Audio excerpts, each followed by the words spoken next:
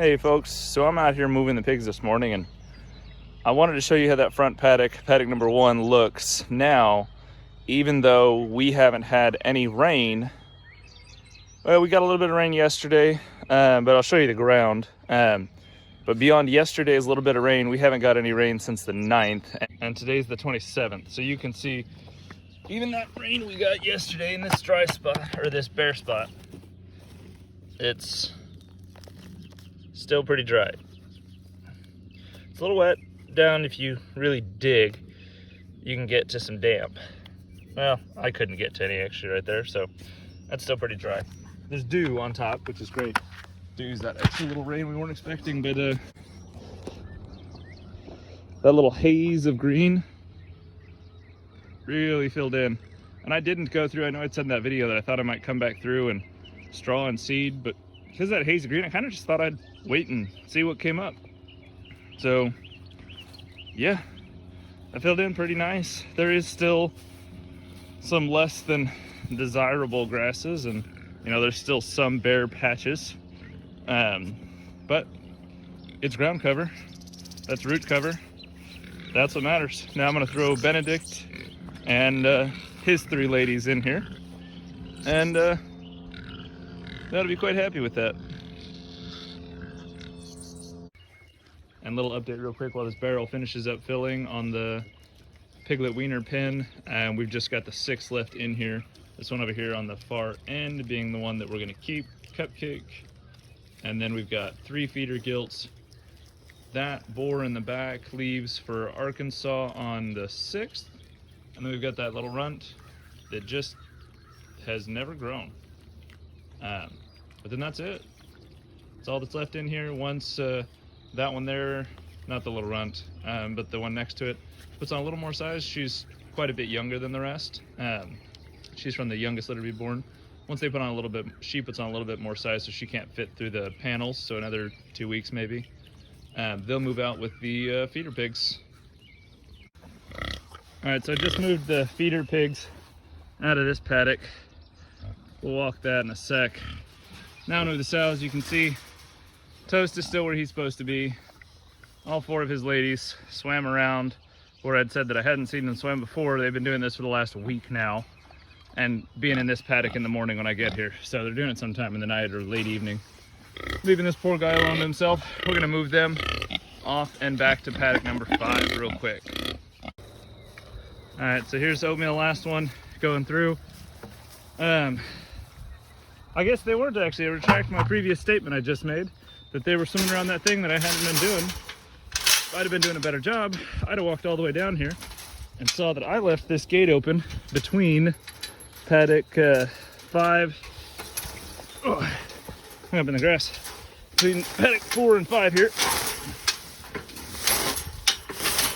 There we go. So I'd left paddock 4 and 5 gate open. So what they were doing is they were just coming from 4 into 5 and then swimming around that low spot that I said that they've been doing in the past to get over into paddock number 6. So yeah, so they weren't doing that thing that I didn't think that they ever did. They were doing the thing they always do, and I just had forgot and left the gate open. So sometimes when I'm moving the whole group of feeders, I'll just open the gate and keep walking, and then try to remember to come back later and close it, and I forgot. So now I thoroughly expect them to see them in that other pen in the morning. We'll see if they take Toast with them this time. But I need to, now I know I need to get a few, I really do need to get a few panels and string across the back of that pond. When we do that, we'll show you guys a video of what I'm talking about when I fix it. So. All right, so as promised, here's the walk where the feeders just came out of. See, they flattened quite a bit of the grass, but there's still quite a bit standing.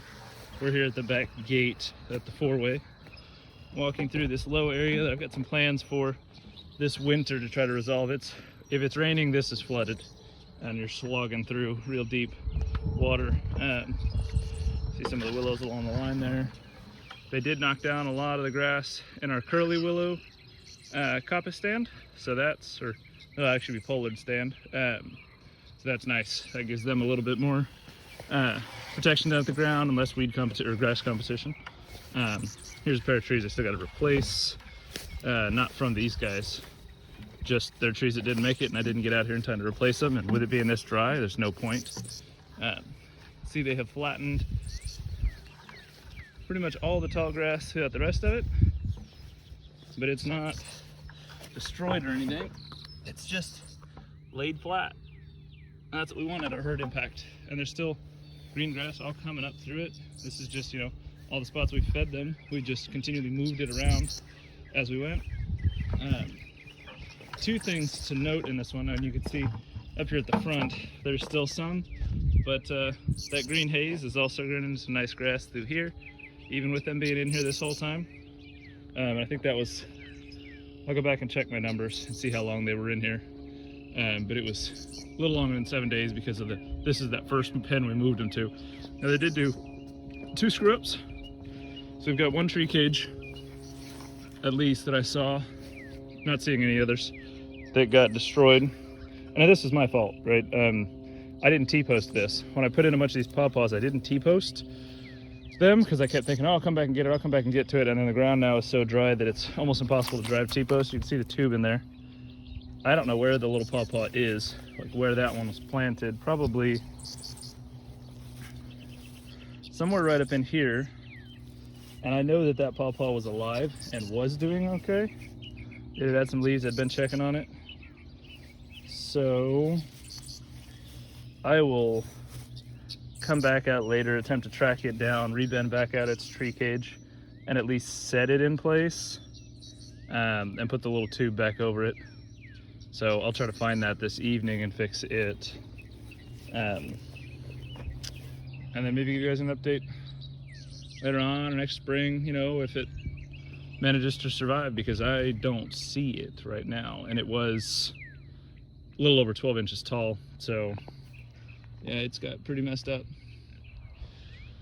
So one thing to note, and I'm gonna do a special video just on this, but their barrel fell over. It's just been so hot. I've been having to keep that wallow over there so sturdy. And when I drink out of their nipple, you know, a bunch of water dribbles down. So they turned it into the wallow. They connected the 2 spots, and eventually it just eroded out where the barrels were. And you can see one of the straps there. I pulled, actually, that's why you can see the strap there. I had the strap hung on the fence yesterday, and they managed to just play with it enough and pull it down into there. So barrel collapsed out yesterday.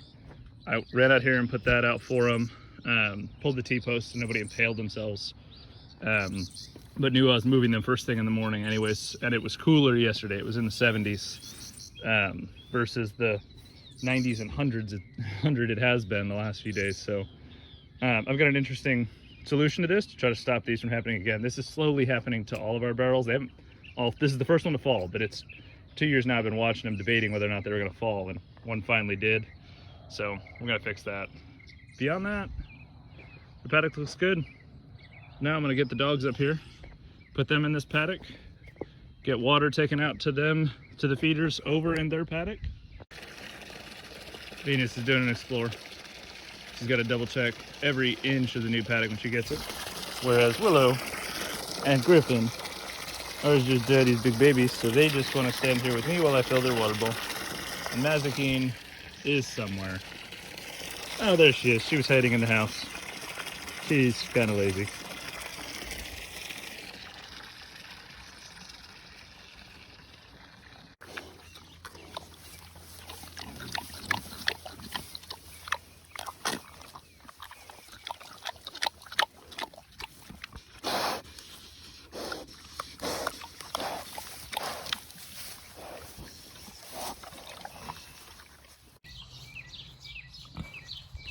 And don't worry, I didn't forget about Miss Ginger. We just had to feed and take care of everybody else first. So she just got her water bucket topped off, or pail. She's got a barrel with a nipple on it, but she's become so terrified of the electric fence because she made a couple of breaks for it into the backyard that I set it all onto just here and not the field, which I need to correct, so that nobody pushes through out in the field. But for now, it's okay. But she's not leaving this 1 yard of the side yard yet, so I'm just going ahead and taking her water out here. And she's got her feed. She's been eating underneath the mulberry tree. Looks like the birds knocked down a bunch of mulberries yesterday, because yesterday morning most of these were cleared up. She's been going through and licking them up off the ground. Pretty nice looking little lady. Pretty happy with her. She got her other dose of Philbrook. She'd gotten a dose, I believe he'd said 4 weeks before she farrowed, which is not when you give that, but it's okay. It's better than nothing. She got her other dose from me. So now she's all set for once quarantine is over, and she gets to go back out and go out and join all the rest of my pigs. She's a pretty lady.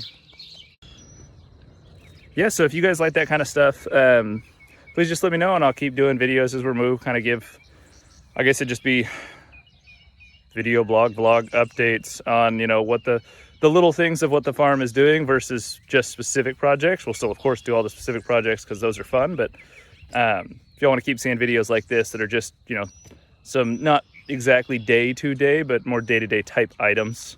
Yeah, and if you guys like all this, you know, remember to like, subscribe, and comment, and then share. That really helps us get it out there and helps let us know that this is actually worth doing. So thanks, folks.